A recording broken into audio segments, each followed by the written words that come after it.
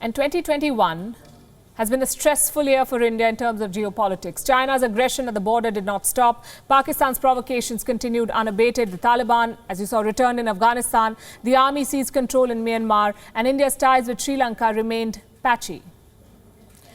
With 2 days left for 2022, most of these challenges still persist, but New Delhi has not lost hope for constructive change. It continues to stand its ground, defend its borders, and secure its neighborhood from hostile forces.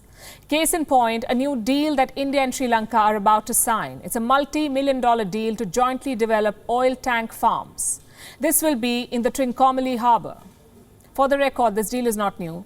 It has dragged on for decades, 35 years to be precise. We'll discuss why in a bit. First, let me show you this map. This is the Trincomalee Harbour in Sri Lanka, the third largest and deepest natural harbour in the world. It is located on the northeastern coast of Sri Lanka. Since the colonial times, this harbour has served as a gateway of sorts for Sri Lanka. The Portuguese, the Dutch, the French, the British, they've all fought battles to control it. Interestingly, this harbour has a place called the China Bay. The name has nothing to do with Chinese investments or the fact that China now wants to control it. The China Bay has at least 99 oil storage tanks. They have a capacity of 12,000 kilolitres each, 99 such tanks. These tanks were built by the British during the Second World War. What for? To refuel their ships in the Indian Ocean region. After the British left, these tanks were abandoned. In 1987, the India-Sri Lanka Accord was signed. Under this accord, the two countries decided to jointly refurbish the tank farm. But the agreement remained on paper. The plan lay dormant for 16 years. Because this was a time when insurgency in this area was at its peak. Both India and Sri Lanka were busy fighting the LTTE.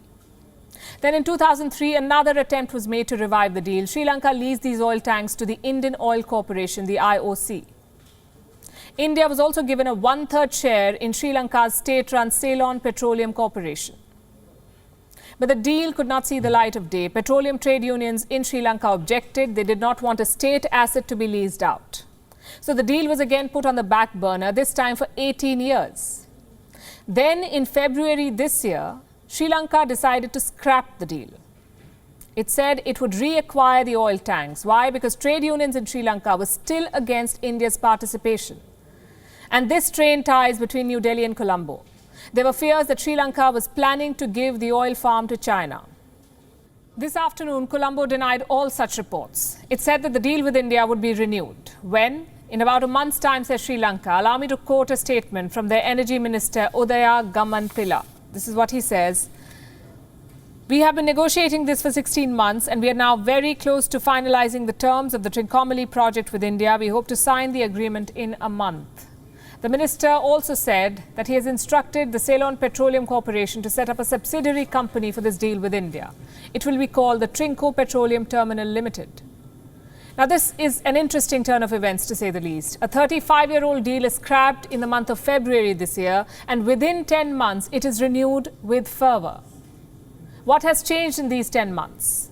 The Sri Lankan economy, for one, it's going through a rough patch. The GDP has contracted, foreign reserves have fallen, the currency is losing its value, the credit rating has hit a record low, the debts are mounting, Sri Lankan trade has taken a hit, prices of essential items are soaring, food imports are dwindling.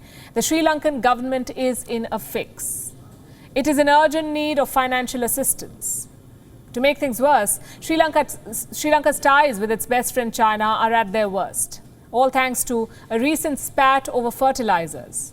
In April this year, Sri Lanka banned all chemical fertilizers. It decided to import organic ones from China, but the consignment that China sent was contaminated.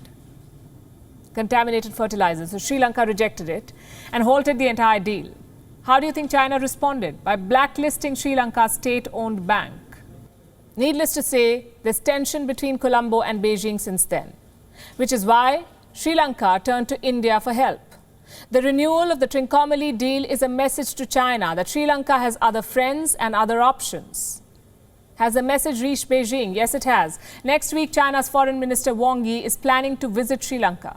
It will be a 2-day visit. Reports say the Foreign Minister will try to revive lost goodwill, or retrieve it rather, by offering some sweeteners to the Rajapaksa government.